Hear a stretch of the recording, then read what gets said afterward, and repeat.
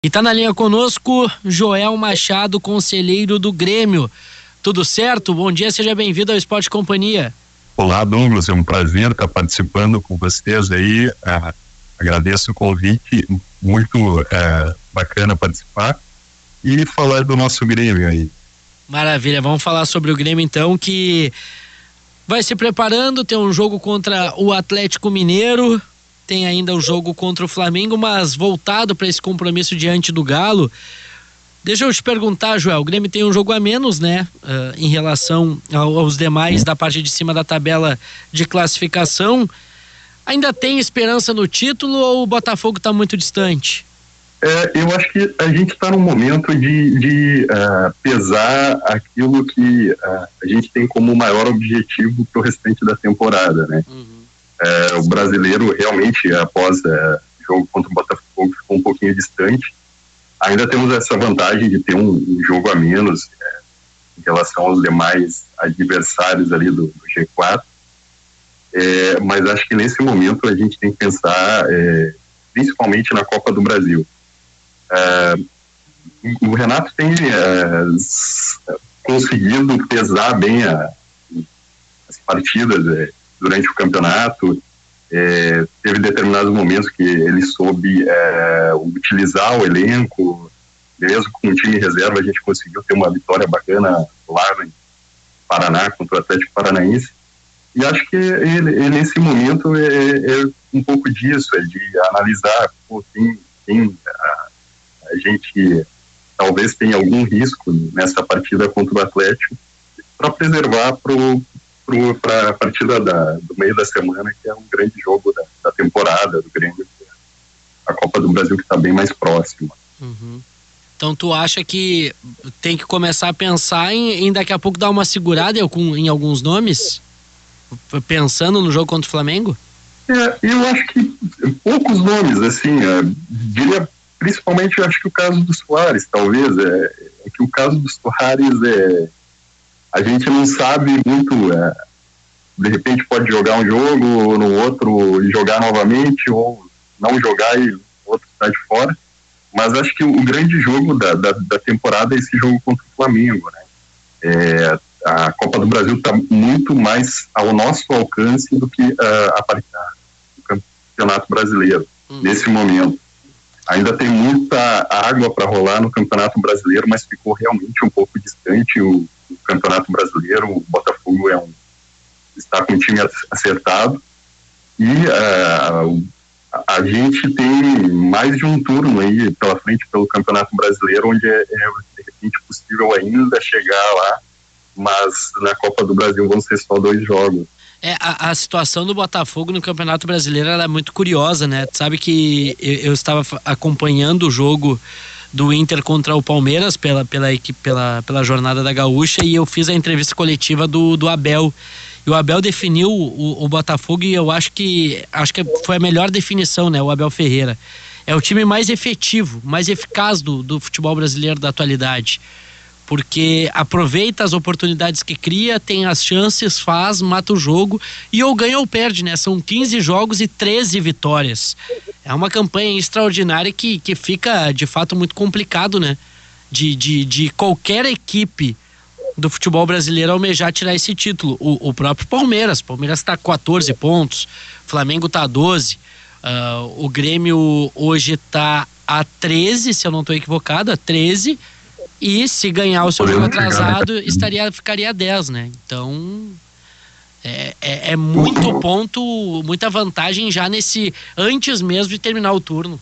Eu vejo, assim, o caso do Botafogo semelhante àquele caso do Corinthians, de alguns anos atrás, acho que era até o Tite, o treinador, que o Corinthians caiu na Libertadores e acabou tendo tempo para se preparar para o Campeonato Brasileiro. A gente vê muito disso no Botafogo. O Botafogo fisicamente está muito bem também, soube utilizar esse período. Claro, havia uma pressão inclusive contra o próprio treinador, mas sobre aproveitar esse período de eliminação no Campeonato Carioca para se preparar para o Brasileiro. Tem bons jogadores, talvez não fossem tão conhecidos aqui no nosso país, o próprio Tiquinho Soares, mas os jogadores têm experiência, jogou no Porto, estava no Olympiacos da Grécia, então eu acho que o Botafogo até jogou, empatou agora na Sul-Americana, mas eles estão focados no brasileiro. Pela campanha da Sul-Americana a gente vê que não está com a mesma dedicação que no Campeonato Brasileiro. E nem tem como ser diferente, acredito, né? Porque desde 95 em busca desse título e com essa larga vantagem, difícil de não pensar somente nesse título, né? E te digo, o mesmo em relação ao Grêmio. Se o Grêmio tivesse numa situação semelhante, talvez a gente estivesse também priorizando o Campeonato Brasileiro. O Campeonato Brasileiro é um campeonato muito difícil, né? Então, no momento que tu chega, assim, uma vantagem dessas, poxa, tu tá com, digamos, encostando os dedos ali na taça. Não tem como ser diferente, né? Se o Grêmio também estivesse na mesma situação, eu creio que também estivesse focado no brasileiro em busca de uma conquista que não vem há bastante tempo. Eu, sinceramente, até preferiria ganhar o brasileiro em relação à Copa do Brasil, mas hoje vejo a Copa do Brasil bem mais próxima do Campeonato Brasileiro.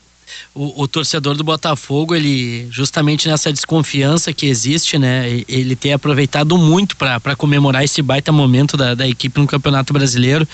Eu achei muito curioso que no último jogo lá no Engenhão, eles chegaram a colocar, né, a foto do mascote de um cachorro com um binóculo já olhando a taça, né, de campeão brasileiro. E aí o pessoal nas redes sociais enlouqueceu, dizendo vai zicar, para com isso, vai atrair coisa negativa. E aí o pessoal, os torcedores do Botafogo defenderam, né, para contra-argumentar, dizendo o seguinte: cara, se perder esse título já vai ser zoado, então aproveita enquanto a gente pode comemorar, enquanto a gente pode tirar onda de alguém, porque se perder vai ser drama, vai ser fiasco e vai ser mais uma que tem coisas que só acontecem com o Botafogo. Então tem que aproveitar enquanto tá na frente, né? Não, exatamente. Acho que eu não lembro assim de um Botafogo tão bem assim. Talvez aquele Botafogo que enfrentou o Grêmio na Libertadores de 2017, mas tirando esse, acho que não lembro de um Botafogo num momento tão bom assim. Muito tempo, realmente. Acho que aqueles de 95 e olhe lá, né? Mas vamos falar do Grêmio, né? Que é essa principal foco. E então essa Copa do Brasil, que tu quer toda essa prioridade, como é que tu vê esse confronto contra o Flamengo? Tá confiante? Primeiro jogo na Arena, partida de volta ocorrendo no Maracanã. O que tu espera desse confronto? Como eu falei, acho que o principal jogo da temporada. O Renato tem feito um grande ano, organizado bem a equipe de acordo com o campeonato, com o adversário, e acho que ele vai ter uma boa estratégia para essa partida. A gente tem, acho que, a vantagem de já ter jogado contra o Botafogo, contra o Flamengo pelo Campeonato Brasileiro. Até fizemos um bom jogo lá, mas acabamos tendo um resultado um tanto quanto indigesto, né? E acho que essa é uma vantagem que a gente vai ter pela frente. Cito um exemplo, o exemplo do próprio Bahia, que nos enfrentou no Campeonato Brasileiro. No Brasileirão foi uma partida que acho que teve até certa facilidade, mas que na Copa do Brasil teve uma dificuldade muito grande e a gente acabou passando nos pênaltis. Então acho que o Renato vai saber utilizar essa partida do Brasileiro como aprendizado. A gente tem a nosso favor a torcida que tem comparecido nos jogos. Acho que o fator de ter esse primeiro jogo em casa é saber explorar isso, de fazer o resultado. E a gente, vamos ver, a gente já está com alguns reforços, aí o Turbi vai poder creio que jogar já na Copa do Brasil. O Ferreirinha voltou e fez uma baita partida contra o Bahia, entrou bem, acho que também pode contribuir bastante. O Renato tem um bom retrospecto, historicamente, contra o Sampaoli. E do lado de lá, acho que o Gerson, que é um dos grandes jogadores do Flamengo, ali vai ser desfalque. E acho que é um desfalque importante para nós, né? Qual a tua expectativa sobre o Iturbe? Sinceramente, inicialmente até não tinha uma grande expectativa, mas pelo que a gente tem ouvido falar em relação aos treinos, tem treinado bem, tem feito no gols, eu acho que pode ser um grande reforço para o Grêmio. Digo o mesmo exemplo, eu tinha, digamos assim, um certo preconceito com a contratação do João Pedro, né, e nosso lateral, que até veio, de certa forma, estava descartado lá no Porto, e veio e tem feito um bom ano. Uhum. Eu acho que o Iturbe, da mesma forma, talvez não tenha vindo badalado, mas que pode ser um grande acréscimo ao Renato aí para o restante da temporada, né? E a gente também não sabe, a gente está num momento de muita especulação, a gente não sabe se talvez pode ter alguma perda aí durante o restante do campeonato, né? Bom, eu faço parte da comissão de finanças lá no Grêmio, a gente sabe que há essa necessidade de venda de atleta para manutenção do restante do clube, o restante da temporada, né? O Ferreirinha é a grande contratação para o segundo semestre? Eu não sei se é a grande contratação, mas ele vai totalmente de encontro daquilo que o Renato vinha pedindo, né? E como eu falei, o clube está num momento financeiro complicado que não se tem, digamos assim, a possibilidade de realizar um grande investimento, fazer uma grande contratação, e que o próprio caso do Michael foi especulado, mas talvez financeiramente não seja viável. Então acho que o Ferreira traz essa qualidade de jogador diferente, traz essa velocidade. Eu acho que ele vem como um reforço, assim como mais ali para frente o Jonathan Robert também vai ser um reforço para o Grêmio, né? É verdade. E tu falou sobre essas saídas e até a necessidade, né, que o Grêmio tem de fazer dinheiro, de fazer caixa nessa temporada. Qual dos jogadores assim que o Grêmio tem hoje na mira de outras equipes, principalmente vindo do futebol europeu, que tu acha que o clube sentiria mais se perdesse? A gente já ouviu interesse no Ferreirinha, interesse no Bitelo, no próprio Soares. Como é que tu vê isso? Digamos que eu vejo de duas formas, assim, acho que o Soares, ele é um ponto de equilíbrio do clube, né? Um ponto de equilíbrio, inclusive psicológico, né? A gente vê nos jogos que o Soares não está presente, parece que o time dentro de campo, ele dá aquela caída, né? Embora, digamos, o grande ativo do clube nesse momento seja o Bitelo, né? E também um dos principais jogadores, um motor dentro do motor dentro de campo, o motorzinho do time dentro de campo, está em todos os lugares do campo.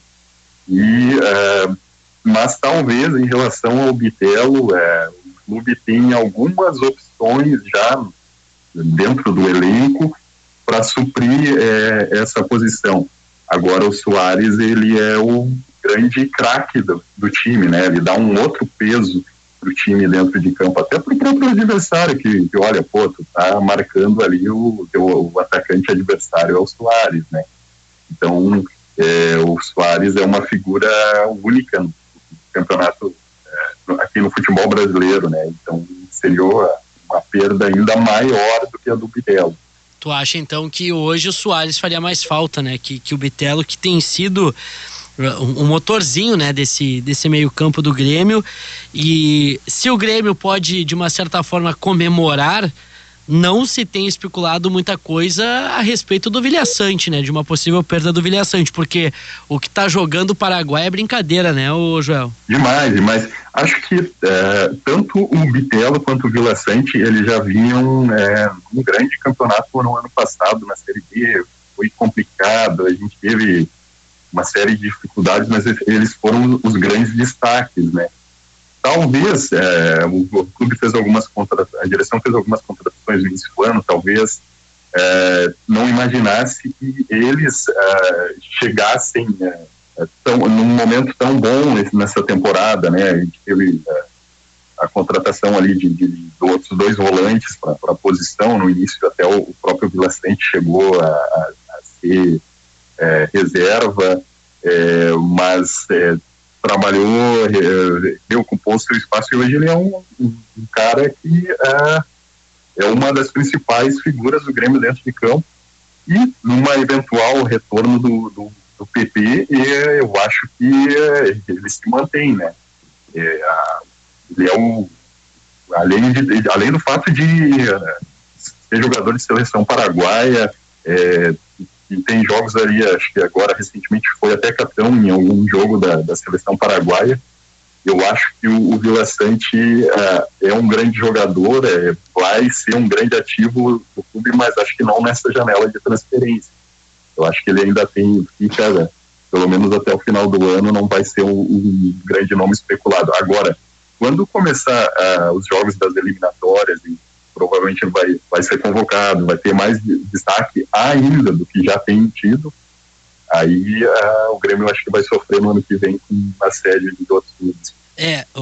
Sobre essa possível chegada, quando tiver o retorno, né, do PP, melhor dizendo, vai ter que correr, né? Vai ter que suar para tirar o Carbajo ou o Vila, né? Sim, mas eu acho que o PP vinha fazendo uma grande temporada, né? Uhum. E a gente também não sabe em relação ao como o Renato, vamos supor, uma eventual saída do Bitelo. Como que o Renato vai reorganizar esse meio de campo? De repente os 3 têm essa possibilidade de compor um meio de campo, né? Também tem essa possibilidade. De repente o próprio Carbajo jogando mais avançado, que o Campeonato Uruguaio, que ele foi eleito o melhor jogador, ele chegou a jogar mais avançado, talvez fazendo essa função do Bitelo, não sei, de repente, mas eu acho que se o PP voltar jogando o mesmo futebol que ele vinha jogando antes da lesão, ele acaba recuperando a posição que perdeu pro Carbajo.